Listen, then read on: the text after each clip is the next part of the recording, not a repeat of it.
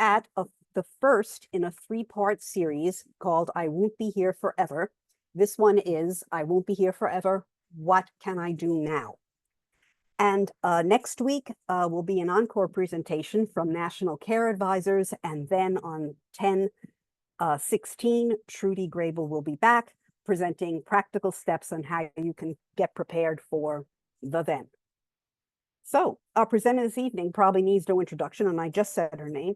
She's probably known by many of you in the audience, but if you're new to these events, Trudy Grable spent 30 years at Parents Helping Parents, supported and trained thousands of parents and professionals, developed programs, built communities, and was part of the PHP leadership team.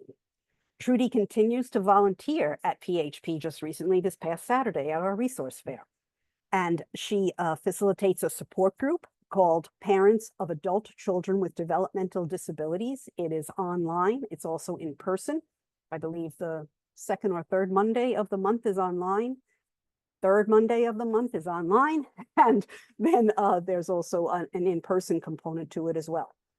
And Trudy is an active member and trainer credentialed by the Learning Community for Person-Centered Practices and utilizes the person-centered tools in all aspects of her career and life. This winter, I actually took Trudy's 5-week course on building the person-centered support plan. And when it finished, I turned around and signed up for it again. She is going to be giving that again very soon. So you'll get all the links and you can sign up for it if you'd like. This work that Trudy does, she does it so well, and it's so profound, and it's oh so necessary. Her passion for this subject matter is rooted in her life's experience and her compassion for others on this similar journey. So I give you now Trudy Grable. Thank you, Trudy, for being here, and thank you all for being here as well. Good evening, everyone. I'm coming to you from Yosemite National Park area. I want to apologize if we have any buffering that occurs, and I'll try to monitor that as we go through. I see some names here that I know. Janice, you know I know you, and Jennifer, and there's several others. I'd like to go through all the lists, but there's too many people for me to do that. So welcome back, or welcome if it's your first time with us. I'm going to reduce that list because I don't need to be seeing all of that and you. And thanks for the waves and such. I'm going to share my screen. We're going to get right into this. Like Alyssa said, we're going to do the Q&A after. We'll get through the material, but you can push your questions into the Q&A when you think of them, because if you're like me, by the time I get to ask, I'll forget. So I'm going to just launch my slides right now. As the topic says, we won't be here forever. And hold on, I'm having trouble with my share. There we go. I lost where you guys were. You know, there's a lot of families who think about this every morning. When you get up and you walk out the door and you think, what if something happened to me and I didn't make it home? What's going to happen to my child? And that is a universal concern, not just for us, but I think for all parents of kids who aren't able to take care of themselves without support. Ours is especially hard because we have so much responsibility with our children, and into our absence, we're responsible as well. So, you know, in my 20s and 30s, when Lauren was young and she was having 30 to 100 seizures a day, I'd be saying, I just can't die. And I really thought I had some kind of power to be able to just say that and it would happen, because it was unacceptable for me to think about leaving her. And who would do what I did that nobody else could even do, not even her dad. He really struggled with a lot of the issues that we faced. I hit my 40s and I thought, well, you know, I'm in pretty good health. I think I'll get life insurance. So we got life insurance and thinking that will take care of her if something happens. In my 50s, we decided a trust would be a good idea because we needed to take some more advanced steps. And you start to think about your mortality more at that age. Now I'm in my late 60s. And I can't say it, oh, shoot, you know, this is going to happen. I am going to die. And I need to prepare for this. And, we've all had, not all of us, but many of us have had health scares where you go, oh, what if this is it? And have I done everything? And that also goes back to every morning when you walk out the door. Have I done everything? And what happens is, we just have to reckon with the fact more than other families that we are going to die. We have a lot of things to prepare for, and we're going to do the best we can because that's all we can do is the best we can. We will not always get everything done perfectly, but I'm hoping tonight you walk away with an idea or two that you say, I can do that. And that's going to empower you to take the next step next time you learn about something. And you can say, well, I did that. I think I can do this. And so I'm not here to guilt anybody into doing anything. So I'm going to hope that, you just find that this is useful information and you act on it when you're ready. Here is my tombstone, not that I will have one because I've told my kids to take my ashes, put me in the Weber, and lift the lid on a windy day because I don't want them to have any more expense when I'm gone. So, we have been told for many years as our children get older that you just have to let go. You just have to let go, let other people do things.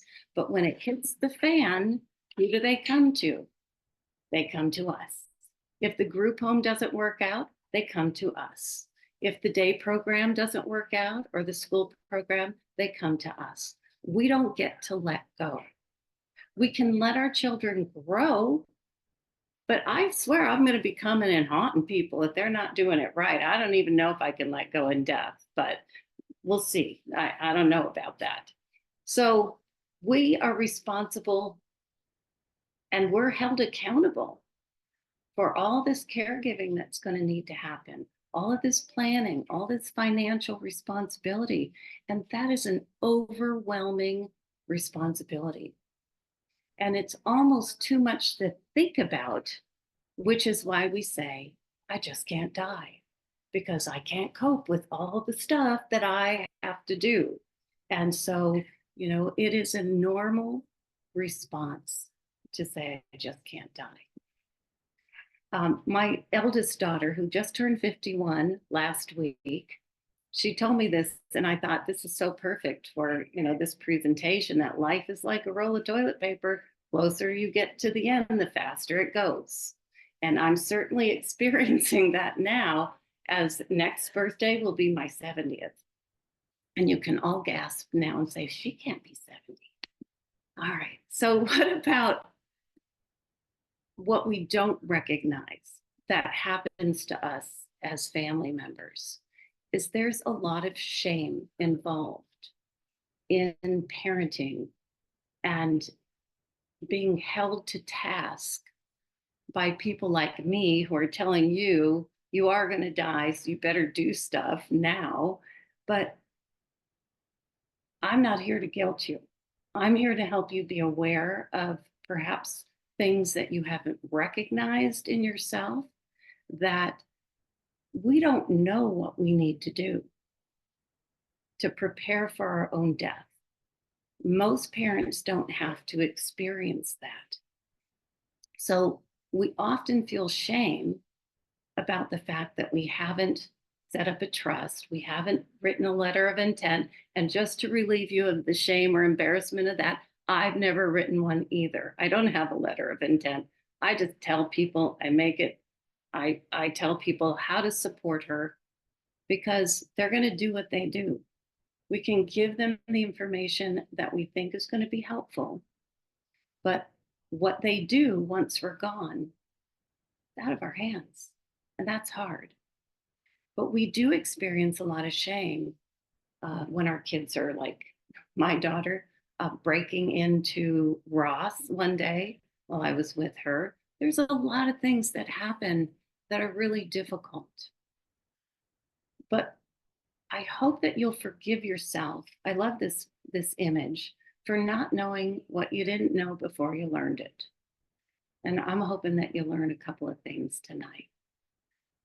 This is my face when people tell me how I should be a parent to somebody who has a very strong will.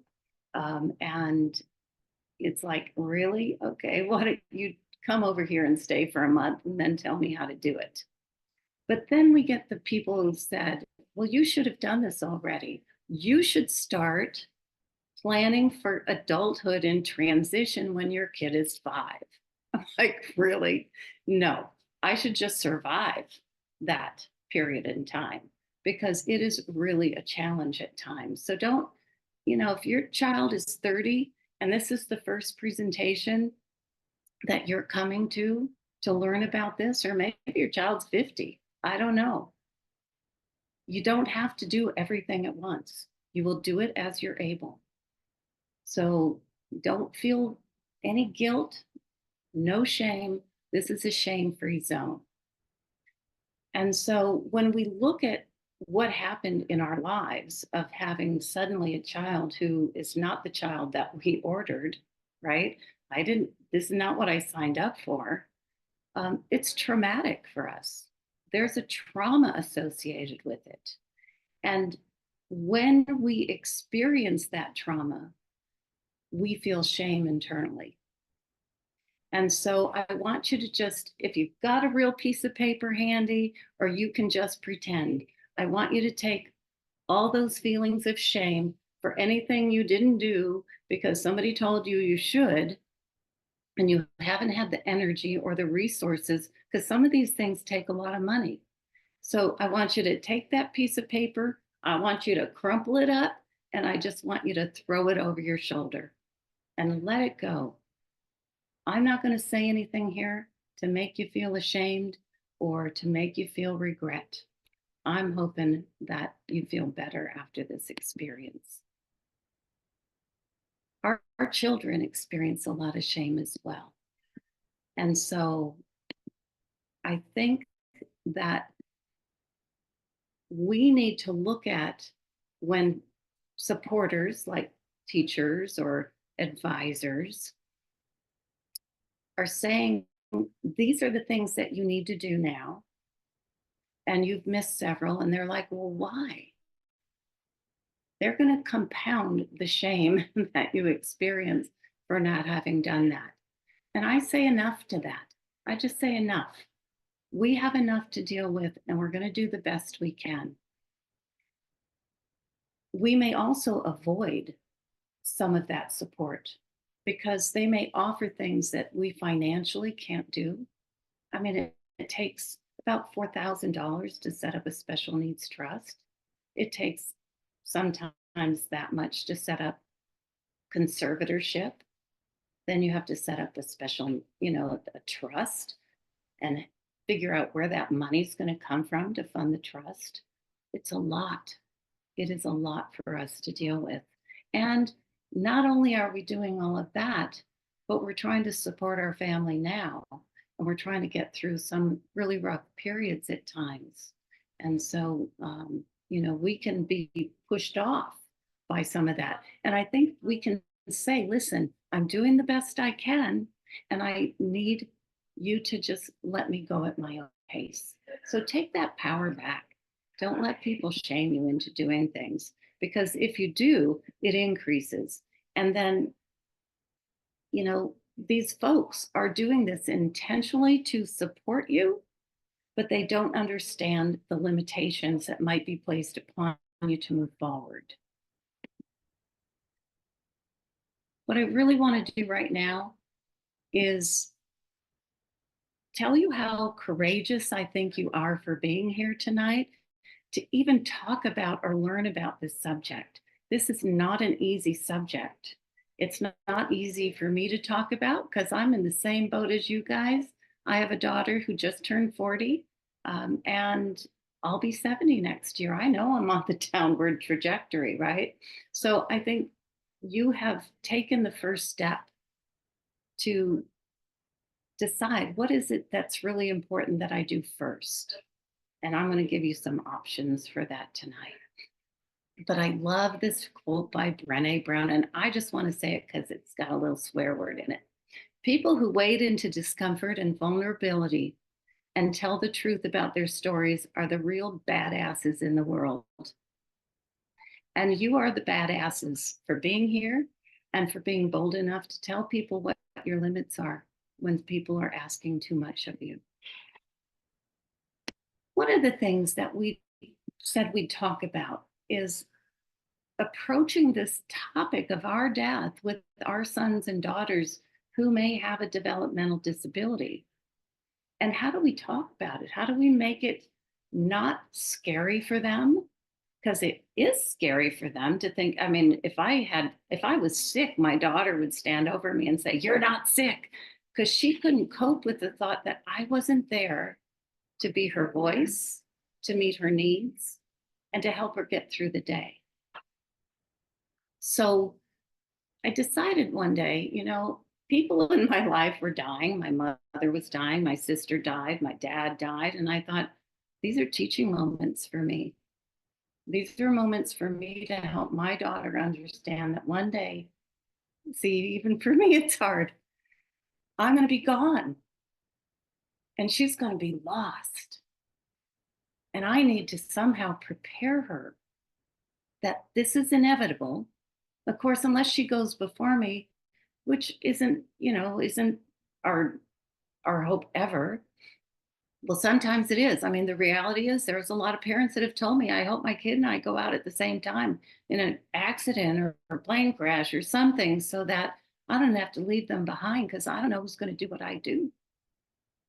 I know people, who have done that. And so we want to normalize death. It is part of life. And so, I would talk to my daughter and say things like, Grandma passed away. Grandma's my mom. Someday your mom is going to pass away and I won't be here anymore. But I'm going to do my best to make sure that everything people need to know, they're going to know to be able to help you through that. This is a tough subject.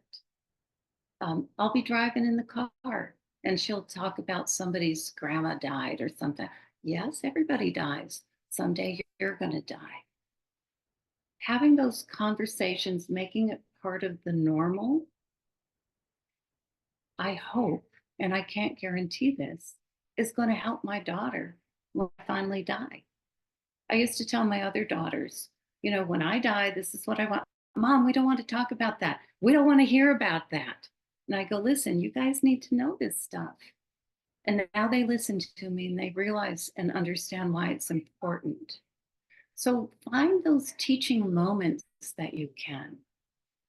I'm going to share a file with you tonight that has resources for helping people with developmental disabilities and autism through grief and loss.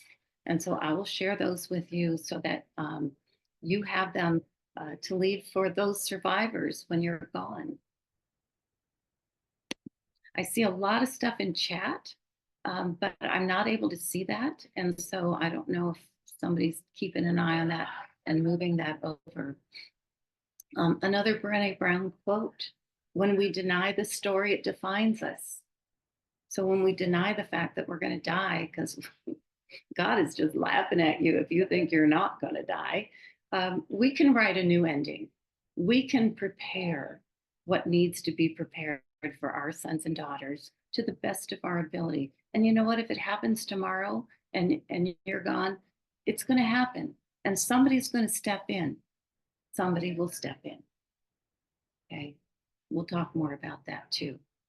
So I'm going to show you a short video really quickly here.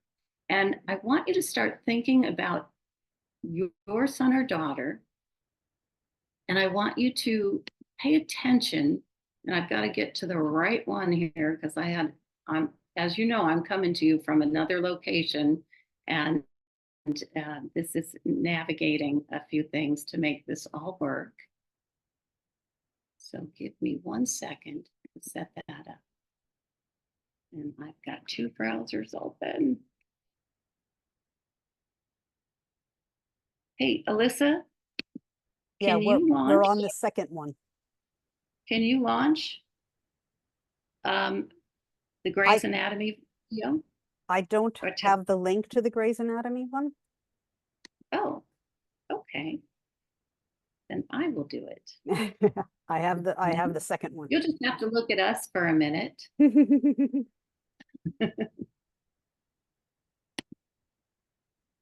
Somehow closed me Just out. talk amongst yourselves. Actually, you can't do that. Sorry. No, they can't. So I want you to pay attention to this mother in this video and what she's saying. Oh my God, it wants me to open my YouTube app now to confirm it's me. Give me one more second. We had this going a minute ago. I don't know why It it's did. Always works in rehearsal. It does work in rehearsal. Mhm. And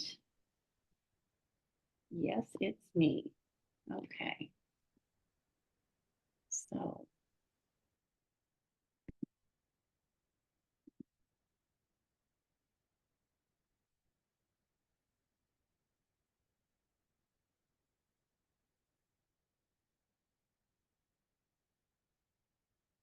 I'm having a heck of a time with this little bit of a delay here. In the meantime, while I cue this up, you have handouts, and one of it says, find this form on page 13 of your handouts.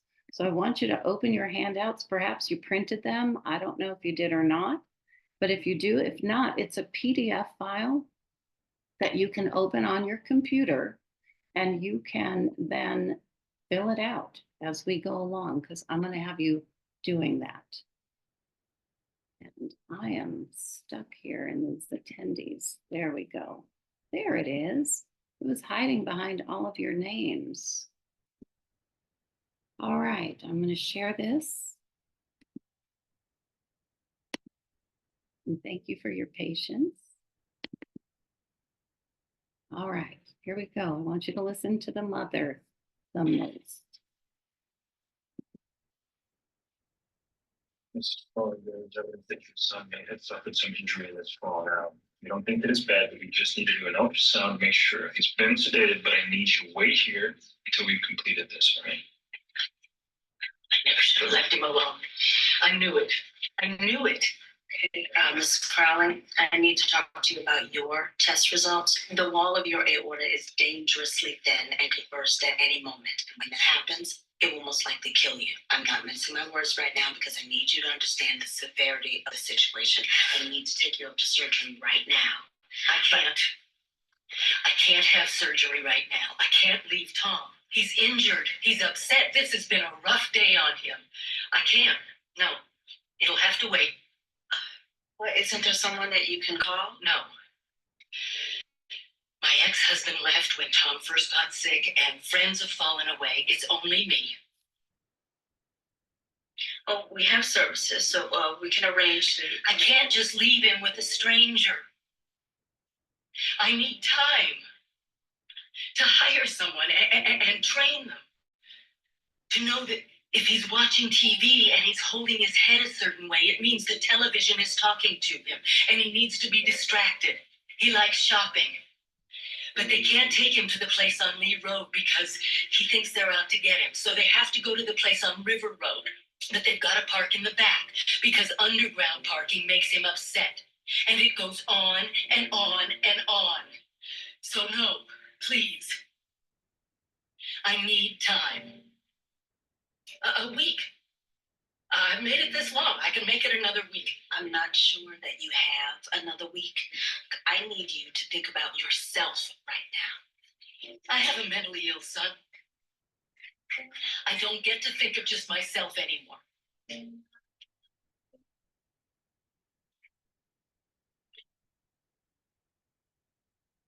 Ooh, okay, that's sometimes a tough one to watch, but it really makes us think about what is it that we can do now to help make sure people know that already.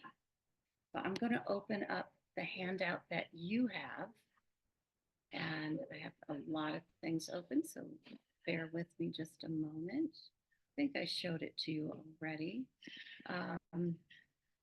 Let me get to that page. I think it's page 13, right? Where is it? Just grab a piece of paper, any old piece of paper. And what you're going to do is I'm going to give you 2 minutes.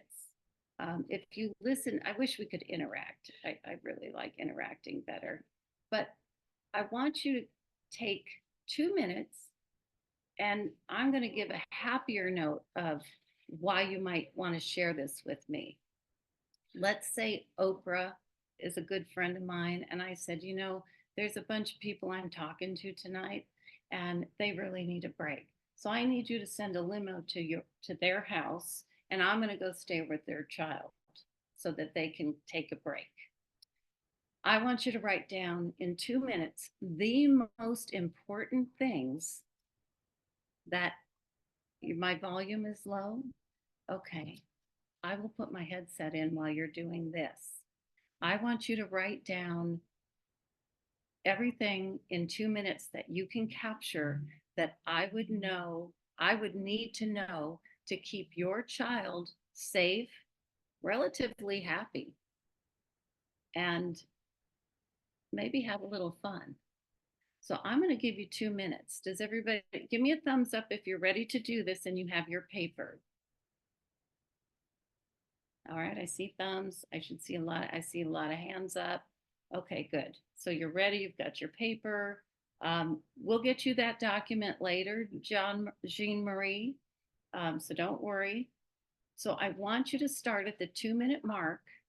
I want you to start writing down the things that are so important that I would need to know if you left. You only have 10 minutes to pack, and you only have 2 minutes to tell me what I need to know. And I'm going to tell you now to go. And I'll be quiet while you do that, and I'll get my headset.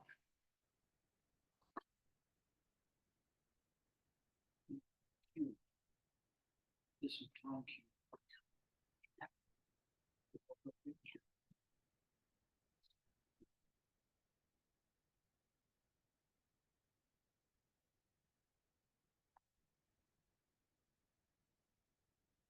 I'm just going to test the headset. So if somebody can let me know if you can hear me better, let me know by just giving me a thumbs up, please.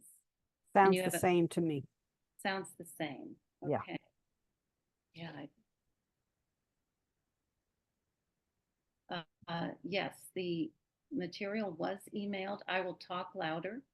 I'm in a hotel lobby in Yosemite trying to do so that I wouldn't miss this presentation.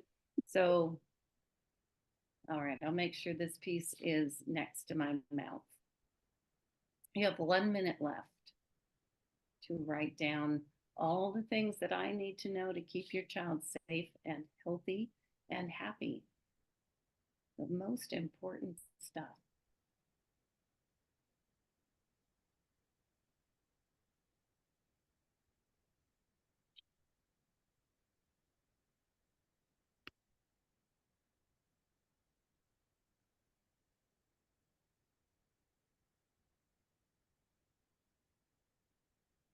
And you will get email. You can get the handouts later. You can email Alyssa if you don't have them, and she'll send them to you.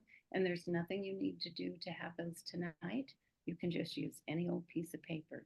And that's the nice thing about this kind of planning is you really don't need anything but knowing how to do it. And that's what I'm hoping you walk away with. You have 2 seconds. And your timer is done. All right, I want you to use chat, and I want you to, yes, there will be a recording. I want you to use chat, and I have it open now so that I can see what you're saying, and I want you to write in something that you wrote. So if I have your permission to read it, that would be great. Otherwise, I'm not going to because you're putting names. Favorite food. Raghu, I want to know what is the favorite food because I'm not going to know that. So you're going to have to list that out for me and maybe also list out the food your child hates so that I don't offer it to him. Okay. Still having a hard time hearing me? Gosh. I'm going to talk louder because I don't have any control over this. All right. So let's see at some of the other things. Orange chicken is the favorite food. So if he's having a rough day or a rough moment, I might offer him some orange chicken.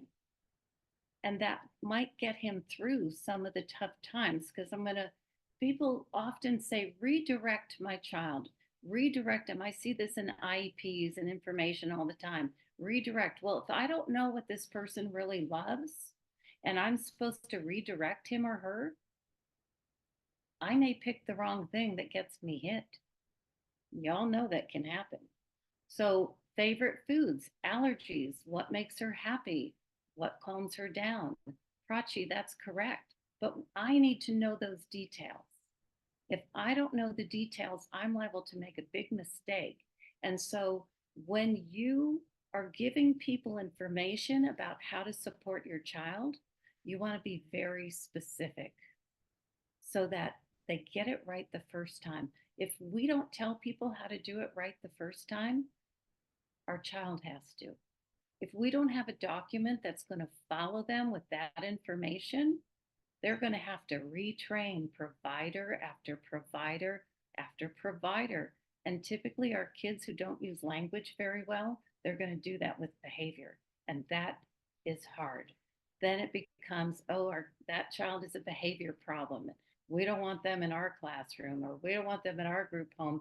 And it's really just because it's been the only way for them to communicate.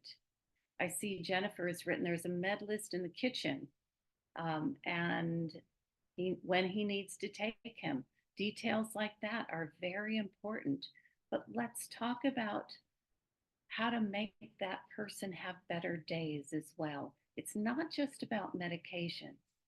A lot of it is, if you do this, this will happen. If you don't do this, this will happen. We're going to get into that in a little bit more detail. Here's one from Kim. He has a huge heart and her generosity knows no bounds. Without guidance, she spends money with abandon. I know someone just like that, on herself and other people, and gives really big tips. So we need to let a provider know who's going to take over for us that we need to assist her in managing her funds, in planning for outings, in making sure she has enough money for what it is she plans to buy, and not to overspend, and help her do that budgeting. Sound has been fine for some people. Oh, thank you. I'm so relieved. Check your volume maybe, or your headset, or if you have an earpiece in, it may be dying. You may need to switch out. Homemade rice pudding from Nanette. All right, so that is a very good descriptor of something that's really important. And so we've got also diagnoses. Now, diagnoses, in my opinion, isn't as important as knowing what is important to your child, what's important to avoid, and what people like and admire about them. We're going to talk more about that soon. Some really good ideas. And I encourage you to look through these, because if you look at what other people have written, it's going to remind you of the things that you need to write for your son or daughter. Okay. And here's a nice list. Here's ways, who wrote this? Ways to make her, Prachi, have you come to my classes before? So to keep her daughter safe and happy, she plays with water and soap. She tends to run out of the house. Now, it says elope, but most people in the world think of elopement as people running away to get married. So we want to use really plain language when we're giving instructions like that, so that other people who haven't had that special ed background, they know what you mean. They don't think your child's running off and marrying somebody. They know that they're going to wander away. They may leave the house, and they need to be attended to at all times. Here's ways to make her calm. And this was sent at 7:05. So I want you to, can they see each other's? Okay, so you guys sent some of these to host and panelists. Send them to everyone if you can, because this Yeah, was they're sending to everyone. okay. I think Prachi's only came to us and it's beautiful. So I'm going to read it. Ways to make her calm: music, dancing and video, happy smiles, puzzles, driving in the car, and likes to drink a lot of water. And what to avoid. She's listed what to avoid. Those are critical pieces of information. I think more important than especially than some of the legal things that we have to do, because the legal things could be handled even if we die tomorrow. But knowing that person, who knows them best? You do. So sharing that kind of information. I see art supplies and photography, and they just keep coming, these ideas. So take a look at these if you're able, and just start thinking about, what do people need to know to keep my child safe and happy? Not just safe, but happy. Happy and comfortable and feeling safe. All right, I'm going to go back to my slides now. First, I have to find them. I have so many things open. So there's a sheet in the handouts, and this is what it looks like. And it's the 2-minute drill. And this is a good thing to do with people, all the people who know your child. I want you to tell me what you know, because I guarantee you they know different things than you do. Because we think we know everything, but our kids are different when they're with other people. My daughter's totally different when she's actually cool and fun and likes to play games. She doesn't do any of that with me, but she'll do that with her friends and other people in day programs and schools and after school care. They know things about your child that you probably don't know, that actually make them happy or that really matter to them. And when we do these kinds of exercises, this is a person-centered approach. We're looking at what is the knowledge that we have or that we've acquired from others. What does it tell us is important to our child? What does it tell us is important for our child? And then what should other people do to help that person have better days? And that's really, for me, what it's all about. Better days, better moments, better experiences, so that they have a rich life. Because I don't think any of us want for our kids to have like the best special ed program. We want them to have the best life. And that may include a special ed program. But what we're achieving through our efforts is to help them have better lives. And that's really what I think personally. Oh, there's the exercise slide. Okay, we just did that. So we're going to find out what's important to people. We learned that photography is important to some people. We learned that certain foods are important to some people. Playing in water and soap is important to some people. Those are activities that matter to this person. So when we're looking at the things that matter, they're the things that make us happy, satisfied, content, fulfilled, and comforted. And that's how we define what's important to us as human beings, is these feelings that we get when we have experiences. What's important for us is about health and safety and being a valued member in the community and contributing to our community. So when we can find ways for our sons and daughters to contribute and be valued, that's really important for our kids. So health, safety, and value are the three common threads for what's important for them. And important for is very different than important to. Here are some of the things that you can do to prepare. And we'll get into these a little bit more detail. Next week, you're going to have a really good presentation, and he's going to get into a lot of these things. What he won't get into is the person-centered plan. And for me, I think that provides me better insurance than life insurance, because I know that people will know how to approach Lauren in ways that are going to work for her, and that are going to help her be successful and content, happy, satisfied, fulfilled. I have a binder. We call it the pink binder. And whenever I travel, I'm like, here's the pink binder. Here's everything you need to know. This is going to contain information about Medicare, Medi-Cal.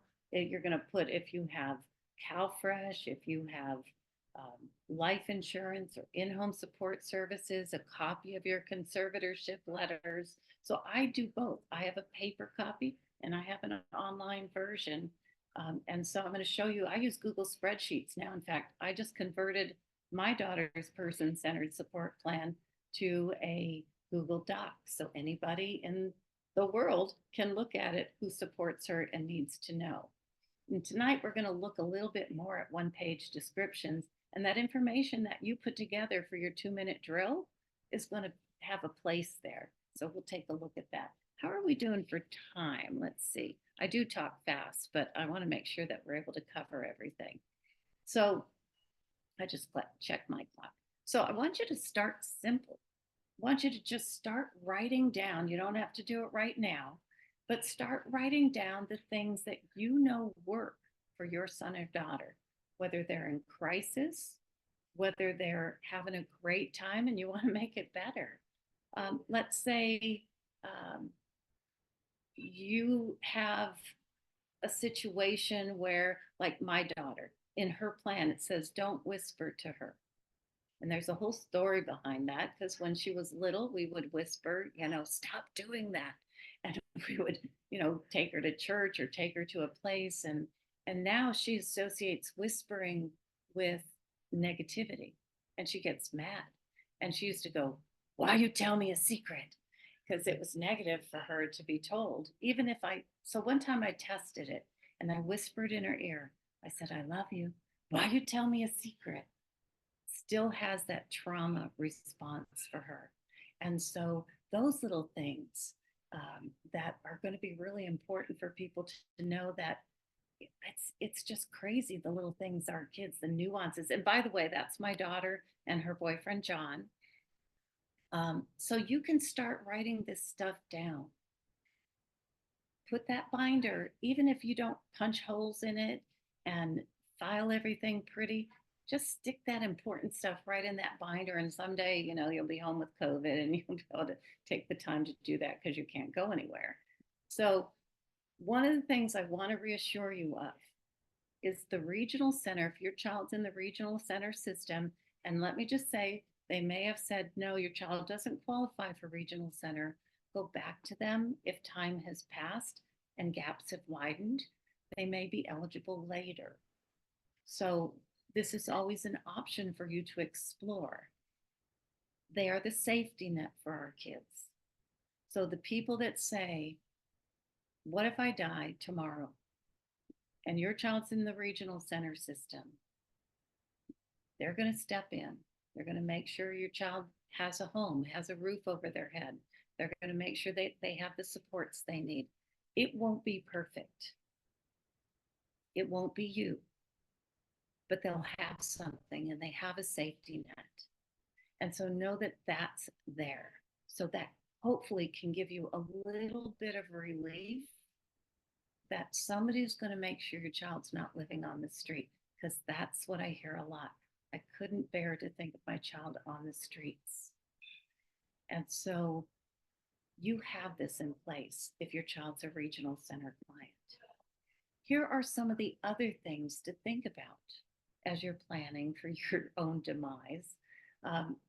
We have to laugh about this or we'd be crying all the time. Right? So housing, utilities, safety, food, care, money, friends. I think friends is the most important of all of these, because if friends come with families, and if your child has a friend, then, or you have friends who are in this community, they're going to make sure things happen for your child. Okay, so know that they're going to need things and activities to do. And these are all things that we can write about. I'm going to show you a link, and I'm going to put this in chat because I think it's a really important one. So I'm going to stop sharing for a minute, and I'm going to take you to this document that I put together so that you would have it. And this was developed by families. We all contributed. What are the things that you've done already that were helpful? And so put a spreadsheet together, added some links so that it would be easier for you to use.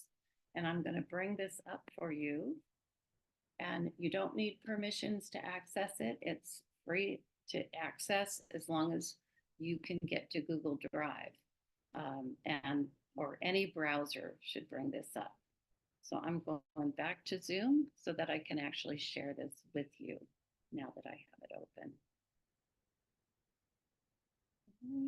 It's going to be there. It is. I call this document my exit strategy, so that all that information is there. You can see. Are you seeing this, Alyssa? Are you seeing what I'm seeing? Yes, and I also just put the link in the chat. Oh, you're awesome. Thank you. All right. And you can actually add comments in this document by just clicking on insert a comment. So there's financial information, there's legal information. To the right, you're going to see a little bit more detail if there's costs to set up. What are the resources for this information? And so we've got practical, like housing systems that'll take over, a needs assessment plan. And that's your guy next week, this financial advisor. And there's their website. It's in there. There's a few others in there as well. Public benefits that might be available to your child, public and utilities, all kinds of stuff. And then supports. So there's all kinds of information in here. This Get Safe USA is so cool. I encourage you to look at it. Regional centers fund them to do trainings for individuals in small groups. So lots of really good stuff in here that I hope would be beneficial for you. I'm going to go back to my slides now. So know that that's there. You've got the link now. And I encourage you to take a peek through there and see, well, maybe you've done some of these things and you might be further ahead in the game than you think. I'm going to reopen my slides as soon as I hit them to presentation mode. And I'm going to start sharing those again. And we're back here.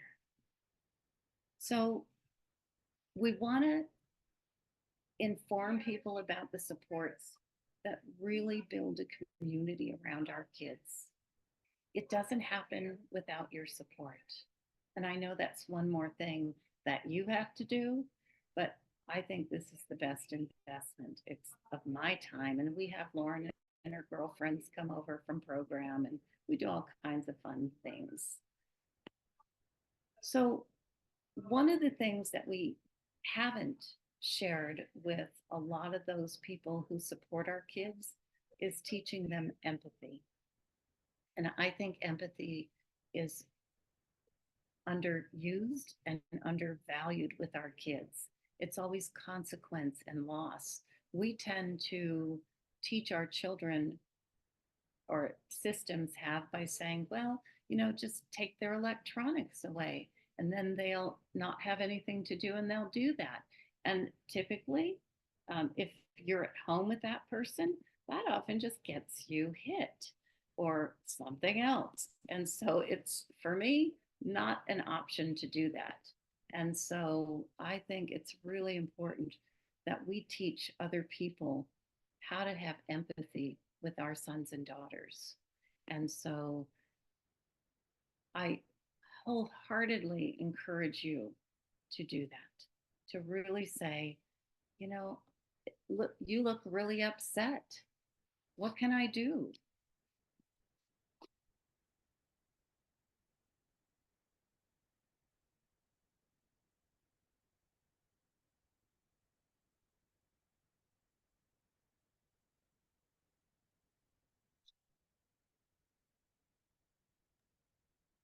We don't have sound, Trudy.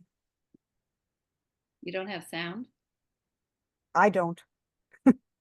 Okay, can anybody else ping us and let us know if you have sound? I don't have sounds either. Yeah, nobody Okay. has sound. Let's send them the link to this and they can watch it later. Okay, will do. Because, yeah, I want to make sure we get through all the materials. So I we'll will talk do. about this. Here's the YouTube link up here. So somebody can copy it and shoot it out into chat. Of course, we tested all this before you all joined us, but of course, these things happen.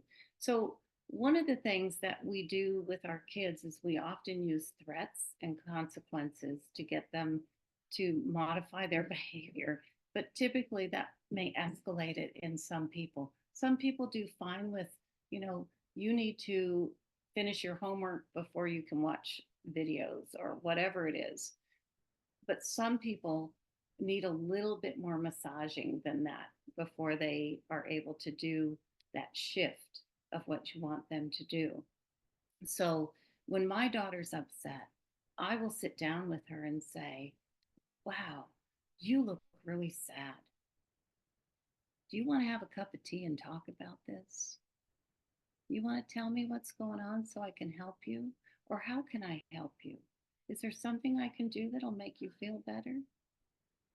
Because we miss that step with our kids. If your kids are older, like my daughter, who I shared with you is 40, there was a lot of aversive approaches that were used and still are, um, to coerce people basically into doing what you wanted them to do instead of finding a way to make it a pleasure for them to do it. So a lot of times I will tell my daughter if she wants to, I need to go somewhere and she doesn't want to go. I identify something that's important to her.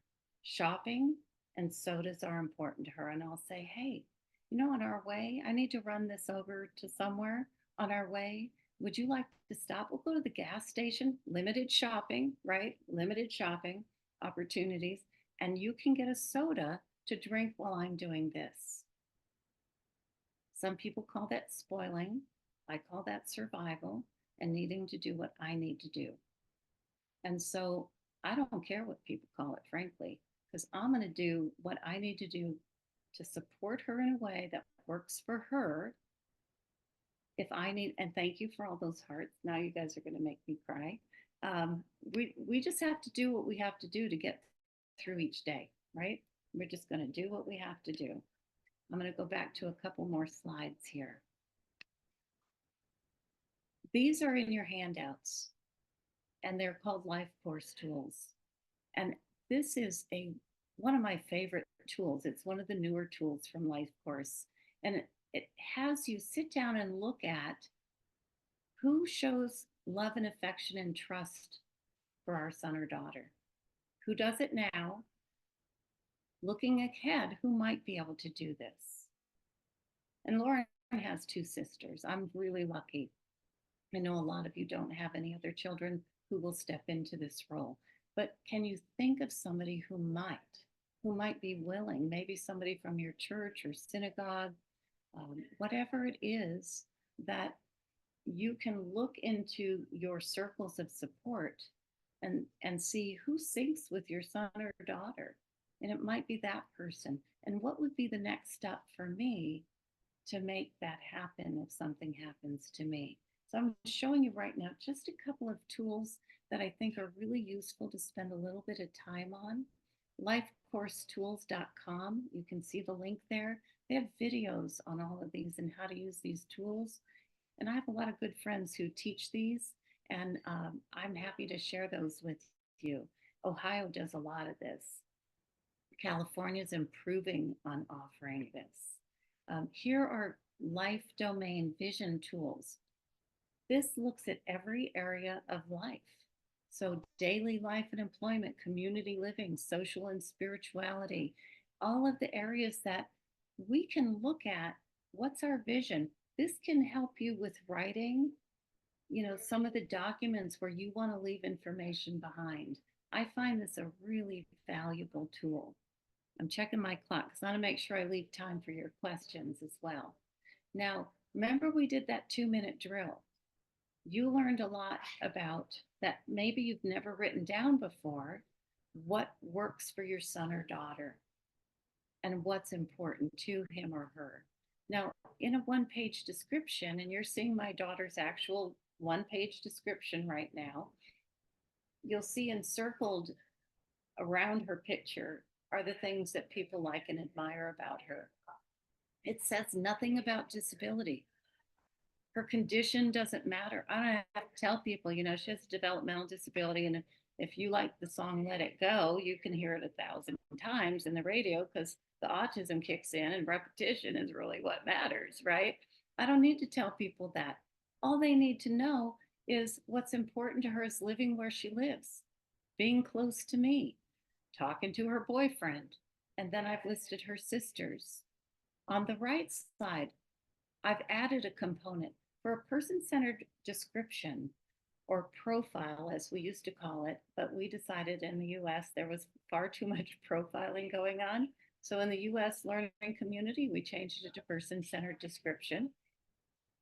I added one piece of information, and that was things that are important to know. Because if people ask, if upper right-hand corner, she equates yesterday with any day before today. Yesterday was last Christmas, was yesterday, you know. So when people say, did you do this? And she'll say, yes, I did it yesterday. And they may say, you didn't do it yesterday. I was with you yesterday. These little things, these little just oddball things that people need to know are so critical.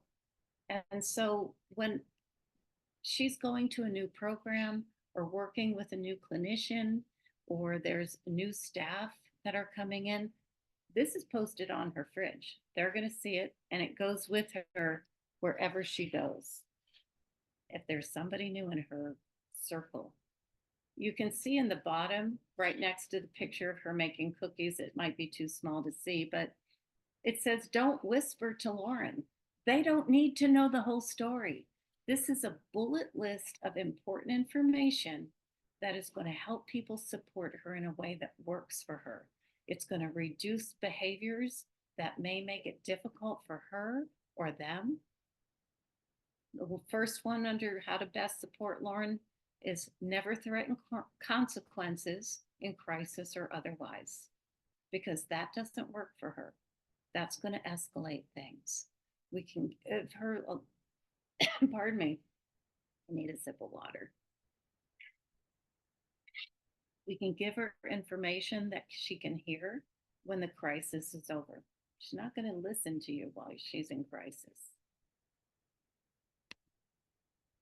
This is to go to a medical appointment. So you can have more than one of these one-page descriptions. And she was in an auto accident, so I sent a picture. I couldn't go to the appointment with her. I sent a picture of the car, and I told them the information, how to support her during the exam, what's important to her, and just 4 things. So they're not going to all have everything in them, but a doctor who comes in who hasn't met her before can say, oh, you like American Girl dolls. And then they've connected with her. They've reached her instead of, well, tell me where it hurts. We want a connection. We want to connect with people before we dive into that. So this is really going to be helpful. She just had her first mammogram, and I created one like this just for the mammogram. And the technician said that was so incredibly helpful. And they were talking to her about Disney, and they were talking to her about her dolls. And we encourage her, all the Disney princesses have mammograms. it was quite a deal. And here's another general one for general doctor's appointments. So you can put a lot together in a very short amount of time and just provide the information that people are going to need in that situation. They don't need it all. So here's your to-do list, and then we're going to get to the Q&A. Not that I have all the answers, because I'm a parent just like you, trying to get through life just like you. Forgive yourself, let go of the shame and the guilt and the regret. Know that we are all in this together, just trying to get through each day and survive the circumstances that we find ourselves. Explore what works for your family and do what you can do now. And if you can't do it, if you just have either a mental block, you don't have the finances, or you just can't cope with that, save it for later. when you do have that kind of resilience that overwhelms you, go, I think I can do that today. Know that regional centers have made a lifetime commitment to your son or daughter. They're not going to leave them on the street. It won't be perfect. It won't be home, but they'll be safe.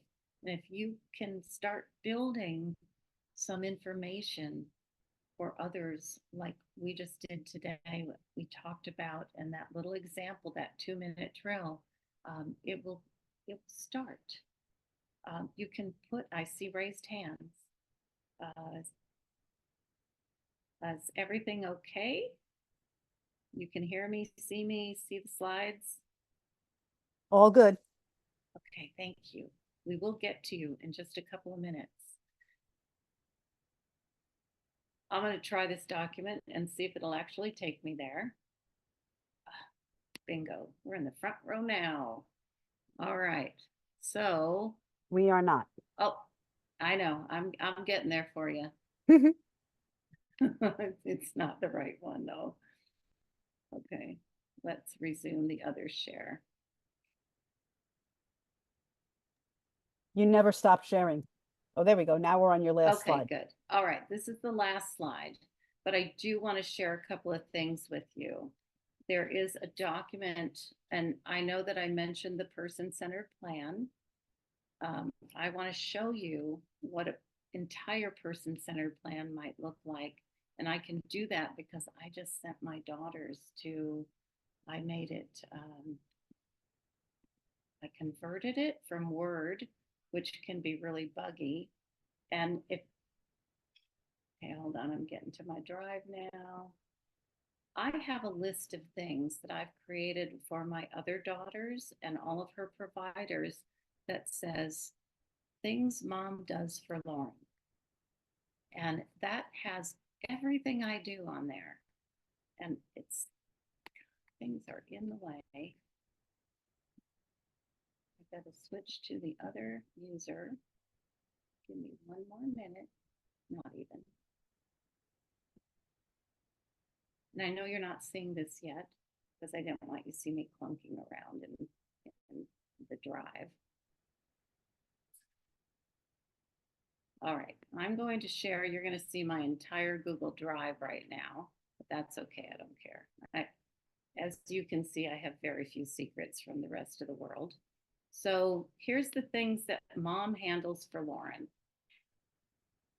And we'll go into this in more depth at the next session. But I've also created one that's blank, and we can get that to you as well. So on the first page, it's services that she receives, what the source of those services are. I'm going to make it bigger so you can see it better if you're on a smaller device. What's the most recent renewal or activity? What's the frequency in which I need to do that? What she receives from that source, and who the contact person is, their phone number, their email. And then on this tab, here's the regional center contact information. Here's her IHSS information. You know, you can set up tabs for anything you want. And then I have other things, right? I have passwords in here and stuff, so I'm not going to leave it on those screens for too long. It's person-centered plan. Okay, let me just say to everybody that, my daughter's in the Don't take self-determination snapshots. program. Yeah, no, don't take snapshots. My daughter's in the self-determination program, and the person-centered plan that was done for us is a PDF, and I could not change it. And when I took Trudy's course and she shared this actual template with us, but you have to take the course to get the template. But I'm telling you, it was a breath of fresh air, and you can update it, and there it is. So Trudy, say whatever you'd like to say. Okay, so this is Lauren. I like to front load with images of her doing things that she loves with the people she loves. So there you go. It has a table of contents. It tells what a good life looks like for Lauren, the future, what she doesn't want in her life. We've got what's important to her, people, activities, belongings. And so it's organized in a way that if somebody is taking care of your child, whether you're here or not, they're going to have this information easy to get to. If you're considering self-determination, you can get a person-centered plan done, but I think you have the information they need. You can do this yourself if you want to. If you don't have the capacity, there's people who do person-centered planning. It's probably not going to look as good, though, I got to tell you. So it has, here are the things people like and admire about Lauren. It has a lot of great information that gives me the assurance that it's going to contribute to her having a better life. Okay. So to best support her well-being, promote positive interactions, here are the instructions for people and how to do that and have it be successful. So this is something that is available. The only reason you have to take the class to get it is because I want to make sure it's done in a person-centered way. We spend the whole time really working on that. 1,000 thank yous. Thank you, Teresa, for helping facilitate this behind the scenes. Thank you, everyone who showed up this week. Please come back next week and the week after. Please visit Trudy's website, sign up for her classes. You will not be sorry.